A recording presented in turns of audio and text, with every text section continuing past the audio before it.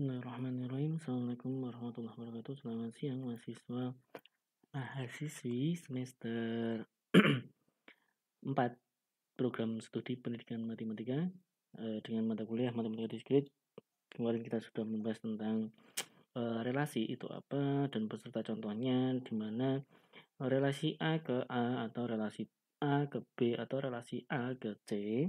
Nah, sekarang kita akan membahas juga tentang macam-macam relasi. Di sini Bapak akan menyampaikan dua materi di mana nanti akan membahas tentang macam-macam materi dan relasi, bukan relasi, fungsi. Definisi 1.4 di mana bahwasanya ini adalah definisi 1.4 A, B, C, dan D. Ini adalah suatu definisi 1.4 di mana misal relasi R A ke A, relasi R disebut relasi reflektif bila dan hanya bila jika A anggota A berlaku himpunan A, A anggota R atau A relasi ke A. Nah, relasi R disebut juga relasi simetris bila dan hanya jika himpunan A, B anggota R, maka himpunan B A anggota R, atau jika A relasi B, maka B relasi ke A juga untuk A dan B adalah anggota A. Terus definisi ketiga yaitu relasi R disebut relasi antisimetri bila dan hanya bila jika himpunan A, B anggota R dan himpunan B dan A anggota R, maka A sama dengan B jika A relasi ke B dan B relasi ke A, maka A sama dengan B untuk A dan B adalah anggota A.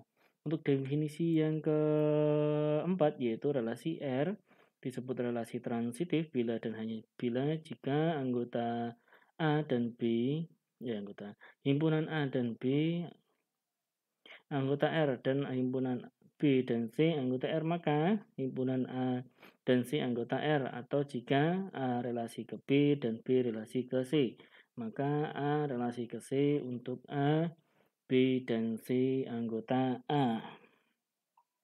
Nah, untuk contohnya, N adalah himpunan bilangan asli, relasi R di N didefinisikan dengan X relasi ke Y, yaitu X kurang dari atau sama dengan Y.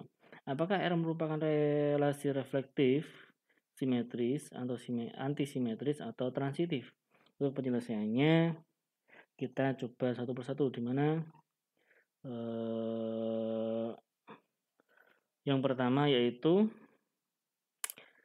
relasi R merupakan relasi reflektif karena untuk bilangan X anggota N selalu kurang dari atau sama dengan X itu sendiri, atau setiap X anggota N berlaku X kurang dari sama dengan X. Nah, yang kedua, relasi R bukanlah simetri karena untuk X, Y anggota N, jika X kurang dari sama dengan Y, maka Y tidak kurang dari sama dengan X. Untuk yang ketiga yaitu relasi R merupakan relasi antisimetri di mana karena untuk X dan Y anggota N, jika X kurang dari Y dan Y kurang dari sama dengan X, maka X sama dengan Y.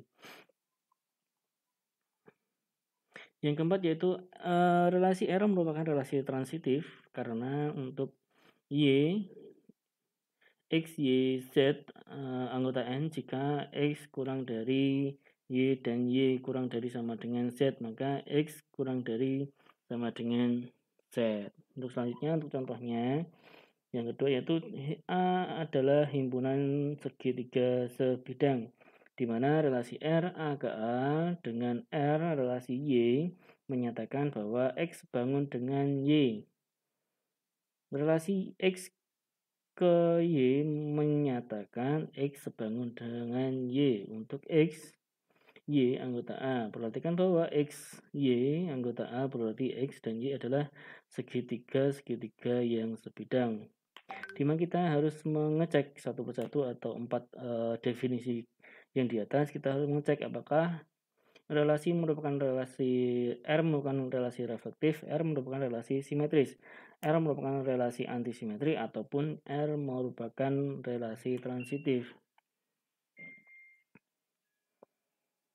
Nah, kita lihat satu persatu di mana R merupakan relasi reflektif karena untuk setiap segitiga tentu sebangun dengan dirinya sendiri atau X anggota A berlaku X sebangun dengan X itu sendiri. Nah, R merupakan relasi simetris karena untuk X dan Y anggota A, jika X sebangun dengan Y, maka Y sebangun dengan X. Atau jika X relasi ke Y, maka Y relasi ke X. Nah, tentunya R bukanlah relasi antisimetri karena X dan Y, anggota A jika X bangun dengan Y dan Y sebangun dengan X, maka belum tentu X sama dengan Y. R merupakan relasi transitif karena untuk X dan Y, anggota A jika X bangun dengan Y dan Y sebangun dengan Z, maka X bangun dengan Z. Jadi untuk membuktikan bahwa ini adalah suatu relasi dari relasi R A ke A, itu kita harus melihat relasi tersebut merupakan relasi tersebut apakah relasi reflektif. Yang kedua yaitu relasi itu apakah relasi simetri. Yang ketiga yaitu relasi tersebut apakah relasi antisimetri. Dan yang terakhir adalah relasi tersebut apakah relasi transitif. Nah, kita harus mencoba dari 4 definisi itu. Kita harus memenuhi semuanya. Terus selanjutnya, definisi 1.5 di mana misalkan R relasi dari A ke A, relasi R disebut relasi ekuivalensi jika R reflektif, yaitu setiap A anggota A berlaku A relasi ke A. Terus selanjutnya untuk relasi R itu simetri, yaitu untuk setiap A B anggota A jika A relasi ke B maka B relasi ke A. Untuk ke relasi yang ketiga yaitu R transitif, yaitu untuk setiap A, B, C anggota A jika A relasi ke B dan B relasi ke C maka A relasi ke C. Nah, contohnya pada contoh 1.8 karena R merupakan relasi reflektif, simetri, dan transitif, maka R merupakan relasi ekuivalensi. Nanti kita lihat contoh 1.9. Oh, bukan. Ya, pada contoh 1.8. Nah, ini.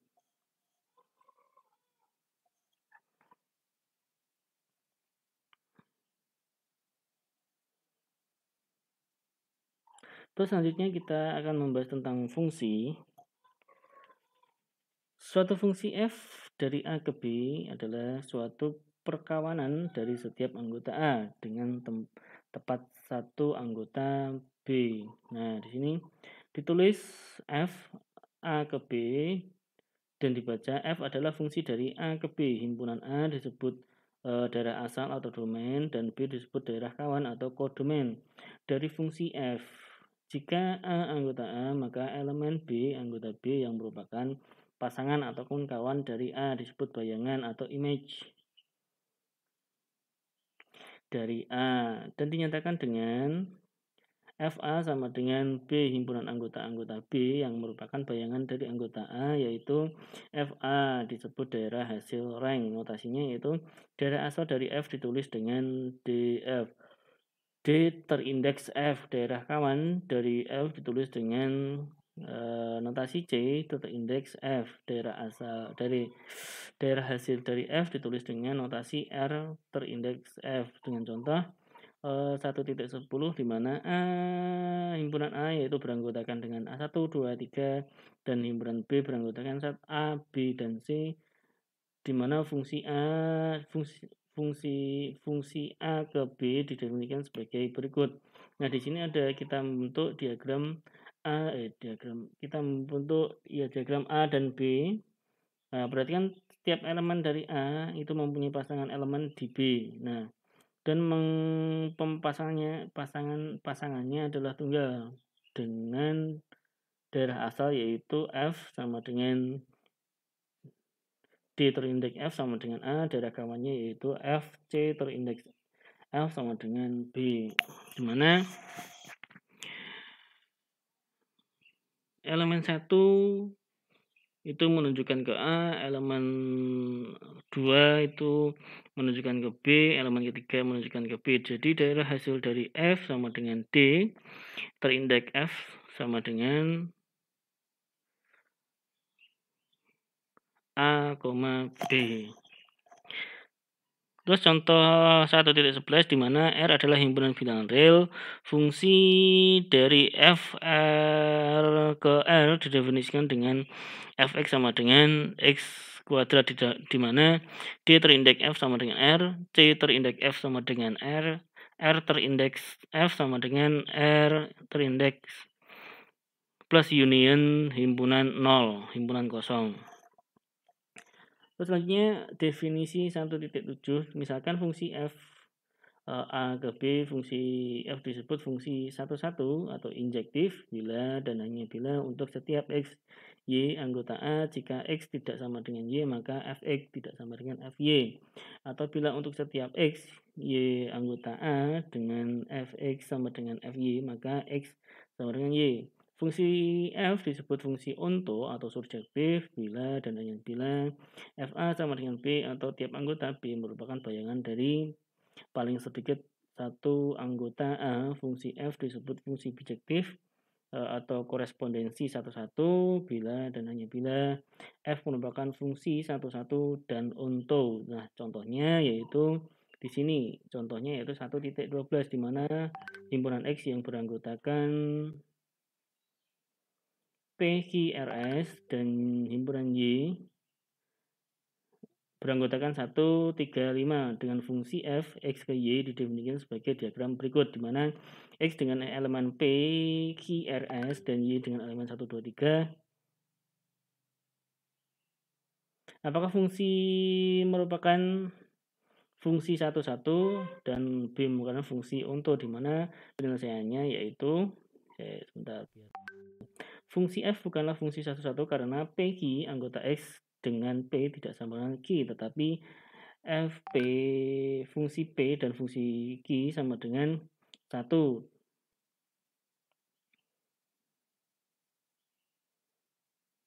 Elemen p dan elemen q itu menunjukkan 1, di mana terus selanjutnya fungsi f merupakan fungsi onto karena setiap y merupakan bayangan dari paling sedikit satu anggota x. Terus selanjutnya contoh 1.13 di mana himpunan P sama beranggotakan dengan K, LM, dan himpunan Q yang beranggotakan A, B, dan C, dan D. Fungsi F, P ke Q didefinisikan sebagai berikut. Nah, ini.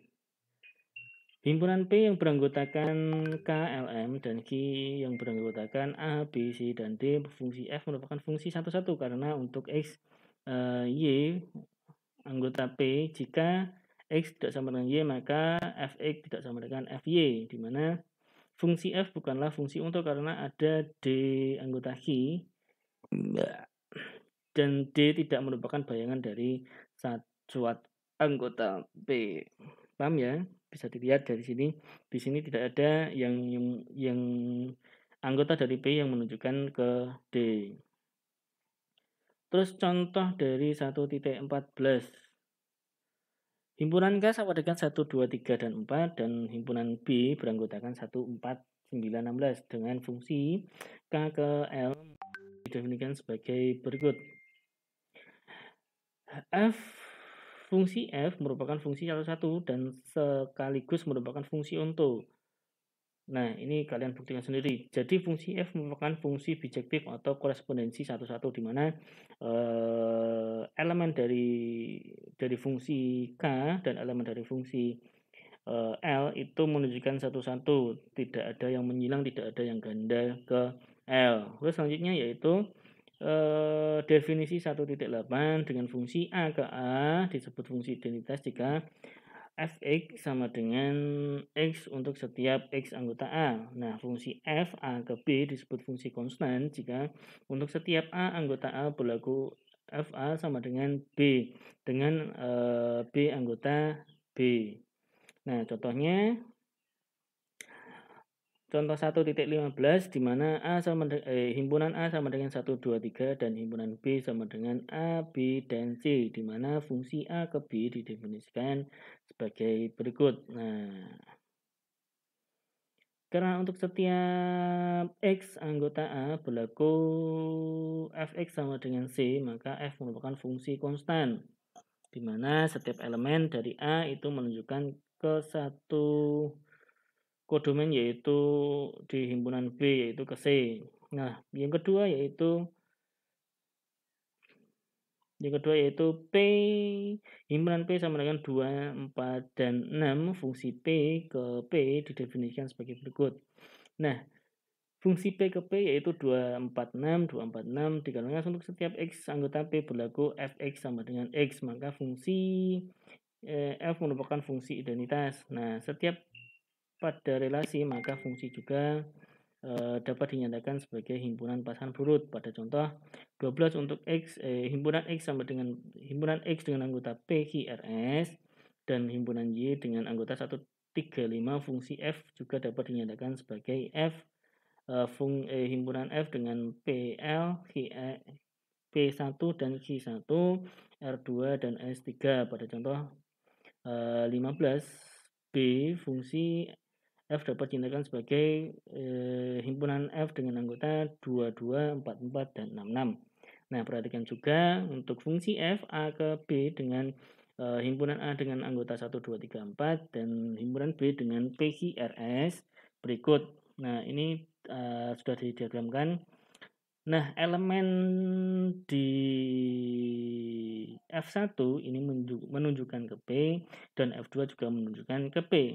Dan fungsi elemen ketiga menunjukkan ke Q, elemen keempat menunjukkan ke R. Dari elemen 1 sama dengan P dan elemen 2 dengan menunjukkan ke P berarti bahwa P merupakan image dari 1 dan 2. P merupakan image dari 1 dan 2. Oke.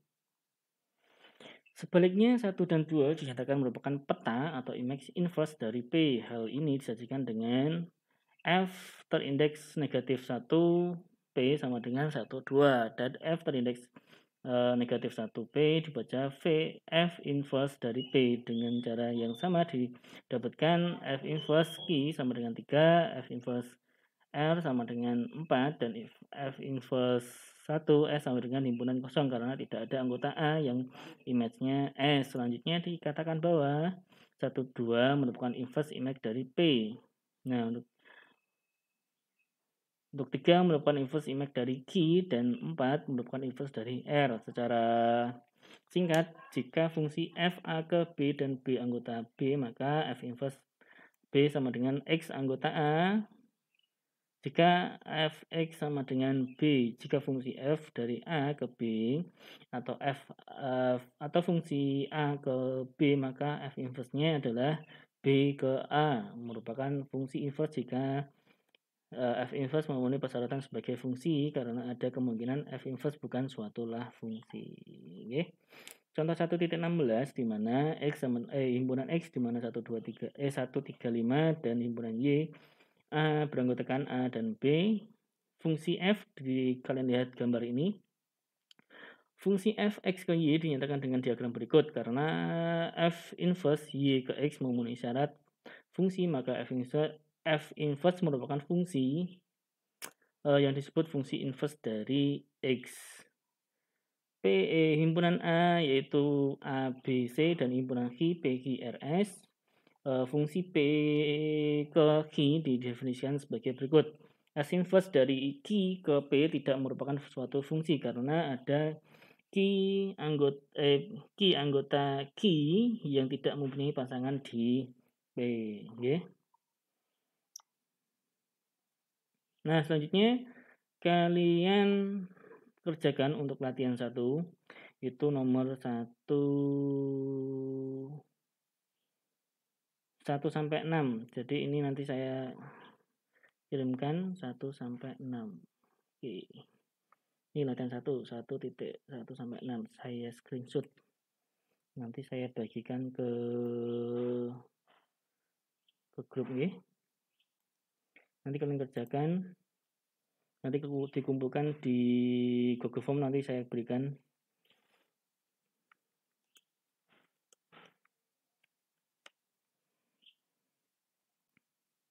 Oke, mungkin itu yang bisa saya sampaikan. Nanti kalian baca ulang lagi untuk materi dari relasi dan fungsi ini. Nanti kita akan bahas untuk latihannya di pertemuan minggu depan. Nanti saya akan lanjutkan karena saya masih ada utang 2 pertemuan lagi di kalian. Nanti kita akan bahas langsung di bab 2 mungkin ya. Nanti tak lihat di pertemuan kedua nanti kita bahas apa. Oke, mungkin itu yang bisa saya sampaikan untuk pertemuan hari ini. Saya cukupkan. Kalau ada pertanyaan silahkan tanya ke saya ataupun kita bahas di grup. Nanti kalau masih bingung lagi kalian cari di latihan-latihan di YouTube, itu banyak sekali caranya untuk apakah ini suatu relasi, di mana suatu relasi itu dengan syarat 4 di mana itu harus reflektif, simetri, dan transitif. Oke. Saya akhiri. Assalamualaikum warahmatullahi wabarakatuh.